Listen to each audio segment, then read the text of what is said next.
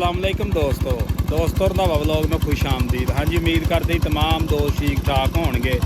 हाँ जी, मूंजी लगी नूं तकरीबन साडी नूं अज हो गया वा चौथा दिन ते मूंजी नूं लगे दवाई पाउण ते तुहानूं दिखालदे आ दवाई किहड़ी असीं पाउण लगे ते किद्दां पाउण लगे आ ते उहदा की तरीकाकार वा ते किन्ने दी ओह आई आ ते किस तरह पाउणी है ते की करना, जिहड़ी मुकम्मल गलबात ना आपां तुहानूं दिखालदे आ ते वीडियो शुरू तो ला के एंड तक देखियो ते जिहड़े बंदे साडे चैनल ते नवें साडे चैनल नूं सबसक्राइब कर लो।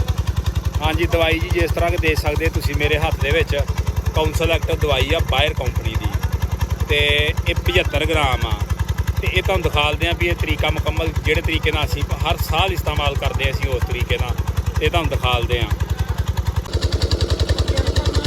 हाँ जी, नोजल टाका वाली लो तुसीं लैके आ जिहड़ा अगले बंदे दा टाका कट लो, जिहड़ा सीधा ही सराख हो जाए लैके 1 एकड़ वास्ते पैली विच तकरीबन 4 तो 5 लीटर पानी पा लो ਜਾਂ 6 ਪਾ ਲਓ ਤੇ ਇਹਦੇ ਨਾਲ ਤੁਸੀਂ ਦਵਾਈ ਖਿਲਾਰੋ ਤੇ ਇਹਦੇ ਨਾਲ ਬਹੁਤ ਵਧੀਆ ਇਹਦੇ ਰਿਜ਼ਲਟ ਆਉਣਗੇ। ਤੇ ਅੱਗੋਂ ਤੁਹਾਨੂੰ ਦਿਖਾਲਦੇ ਆ ਅਸੀਂ ਖਿਲਾਰਨ ਲੱਗੇ ਆ ਕਿੰਨਾ ਕੁ ਪਾਣੀ ਪਾਉਂਦੇ ਕਿੰਨੀ ਕੁ ਦਵਾਈ ਪਾਉਂਦੇ ਆ। ਹਾਂਜੀ, ਆ ਜੀ ਸਪਰੇਅ ਵਾਲੀ ਮਸ਼ੀਨ ਆ ਸਾਡੇ ਕੋਲ ਤੇ ਇਹਦੇ ਨਾਲ ਅਸੀਂ ਪਾਉਣੀ ਆ ਕਾਉਂਸਲ ਐਕਟ ਦਵਾਈ ਝੋਨੇ ਦੇ ਵਿੱਚ ਤੇ ਇਹ ਤੁਹਾਨੂੰ ਤਰੀਕਾ ਇਹਦਾ ਵਿਖਾਲਦੇ ਆ। ਫਿਰ ਇਹ ਤੁਸੀਂ ਦੱਸੋ ਲਾਜ਼ਮੀ ਵੀ ਇਹ ਤਰੀਕਾ ਸਾਡਾ ਕੈਸਾ ਵਾ, क्योंकि असीं हर साल इस तरह ही पाउने आ। साडे हिसाब नाल बहुत कामयाब है तरीका।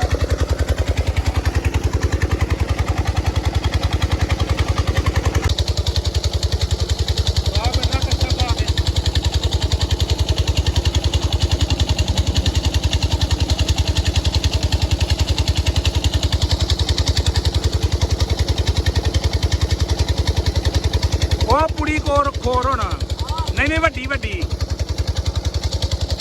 ध्यान ना खोली डोल ना जाए। और इधर टक लगा होना एक साइड से खोल ला नहीं बाल्टी पा इनू आहो।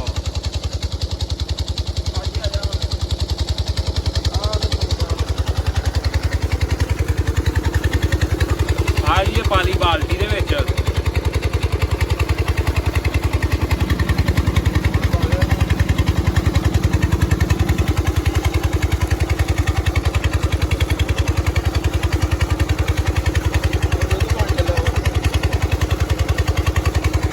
ਇਹਨੂੰ ਚੰਗੀ ਤਰ੍ਹਾਂ ਹੱਲ ਕਰ ਲਓ।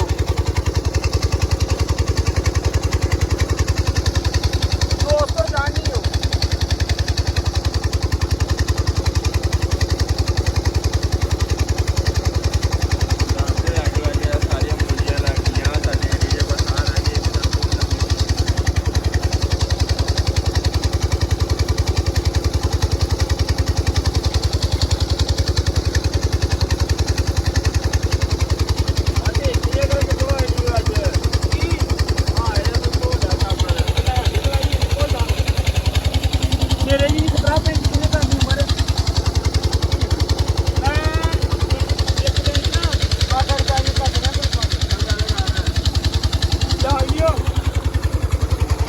दवाई हो गई मिक्स पा लैंगे पंप दे विच तकरीबन लग मूंजी साडी जिहड़ी लग गई है सारी नज़र आउण डिया तुहानूं। तकरीबन आखिरी मरले च दाखला काम आ।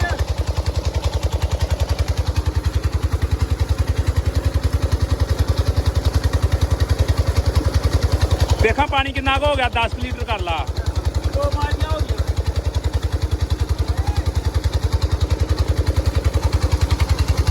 उमर वेखा कितना हो गया पानी भला पंप च वेखी फौजी इधरों दी एक बाल्टी होर पा दे फिर।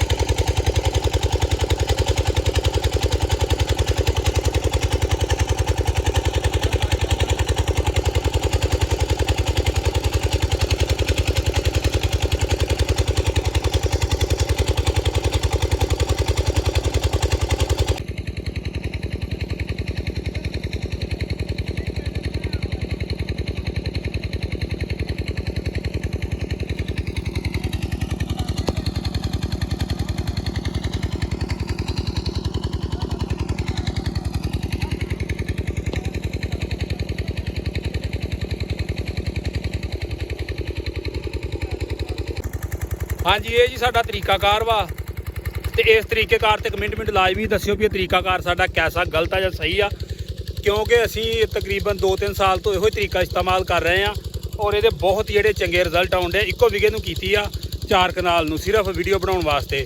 बाकी जी बाकियां पैलियां मैं लगा वा करन बाकी काम भावें मुल करवा लीए किसी को जी दवाई है मैं खुद आप फ्लड छट्टा करना होंदा वा क्योंकि हर बंदे नूं इहदा हिसाब नहीं आ। तो ये जी 4 दिन के अंदर अंदर पाउनी आ बाहर कंपनी की काउंसल एक्टिव दवाई तो 4 दिन के अंदर पाउनी आ झोना लाउन तो 2400 रुपये की आई है 1 किले की। तो तकरीबन पाकिस्तान की जी सब तो पावरफुल दवाई है ना इस वक्त जड़ी बूटियां डकण के हक में वो काउंसल एक्टिव आ। काउंसल एक्टिव का तोड़ नहीं हले तक किसी कंपनी कोल भी। बाकी होर दवाइयां बथेरियां हैगियां वा सीजेंटा दी रिफट ब्यूटा क्लोवर आ होर दवाइयां कई है बरहल ये नाल दा रिजल्ट नहीं। हाँ जी उम्मीद करते तमाम दोस्तों को वीडियो चंगी लगी हो तो मजीद इस तरह की इनफॉर्मेशन वीडियो देखने लिए मेरे चैनल सबसक्राइब कर लो। ओके अल्लाह हाफ़िज़।